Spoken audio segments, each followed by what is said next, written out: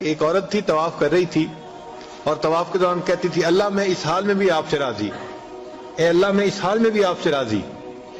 تو ایک آدمی نے یہ سنا تو بڑا حیران ہوا، اس نے اس سے پوچھا کہ تو کیوں کہتی ہے کہ میں اس حال میں بھی آپ سے راضی، میں اس حال میں بھی آپ سے راضی؟ اس نے کہا کہ میں طواف ختم کر لوں گی نا تو میں تمہیں اپنا واقعہ سناؤں گی۔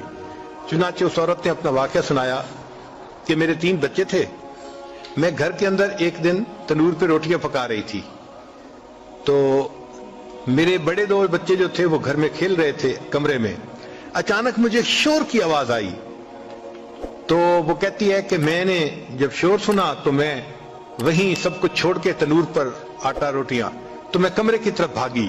جب کمرے گئی تو میں نے ایک عجیب تماشا دیکھا کہ اس سے 1-2 دن پہلے میرے خاوند نے گھر میں بکری کو ذبح کیا تھا اور جس چھری سے بکری کو ذبح کیا تھا وہ اس نے کمرے میں رکھی تھی۔ تو میرے دونوں بچے کھیلتے کھیلتے ان میں سے ایک نے دوسرے کو کہا کہ تمہیں پتہ ہے کہ ابو نے بکری کو کیسے ذبح کیا تھا؟ تو دوسرا کہتے ہیں مجھے تو نہیں پتا۔ وہ کہتے ہیں اچھا آؤ میں تمہیں بتاتا ہوں کہ کیسے ابو نے ذبح کیا تھا۔ تو میرا درمیان والا بیٹا جو تھا وہ زمین پر لیٹ گیا اور بڑے لڑکے نے اس چھری کو اٹھا لیا۔ اب وہ چھوٹا بچہ تھا اور اس کو پتہ نہیں تھا کہ چھری کتنی تیز ہے، چنانچہ اس نے اس کے گلے پہ جو چھری چلائی تو گلا تو فوراً کٹ گیا اور خون کا فوارہ چھوٹنے لگا۔ اب جب خون نکلا تو شور ہوا اور میں بھاگی ہوئی آئی تو میں نے دیکھا کہ میرا بچہ خون میں لت پت پڑا تھا اور اس کی جان نکل چکی تھی۔ اب میں نے سوچا کہ میرا بڑا بیٹا کہاں ہے جس نے یہ حرکت کی تھی؟ وہ ڈر کے بھاگ گیا تھا اور کہیں چھپ گیا تھا۔ کہنے لگی میں نے اسے دوسرے کمروں میں دیکھا تو کہیں نظر نہیں آیا۔ جب صحن میں آئی تو وہاں میں نے تنور کے لیے کچھ لکڑیاں رکھی ہوئی تھیں، ان لکڑیوں کے پیچھے وہ جا کے چھپا تھا۔ کہنے لگی میں نے پیچھے سے اس کو جا کے جب دیکھا تو اس نے مجھے کوئی جواب نہیں دیا۔ جب میں قریب گئی تو مجھے پتہ چلا کہ اس جگہ کے اوپر ایک سانپ بیٹھا ہوا تھا۔ یہ بچہ چھپنے کے لیے جب لکڑیوں کے پیچھے گیا سانپ نے اس کو ڈسا اور یہ بھی وہاں مرا پڑا تھا۔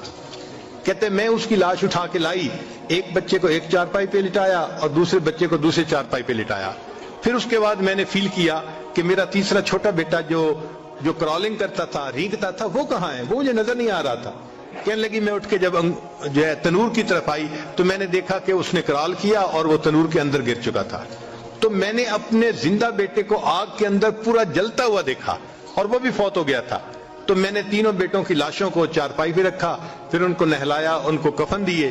جب تینوں کے جنازے ایک دن میں گھر سے نکلے تو میں عمرے کے ارادے سے آ گئی۔ اب میں طواف کر رہی ہوں اور اپنے اللہ کو کہہ رہی ہوں اے اللہ میں اس حال میں بھی آپ سے راضی ہوں۔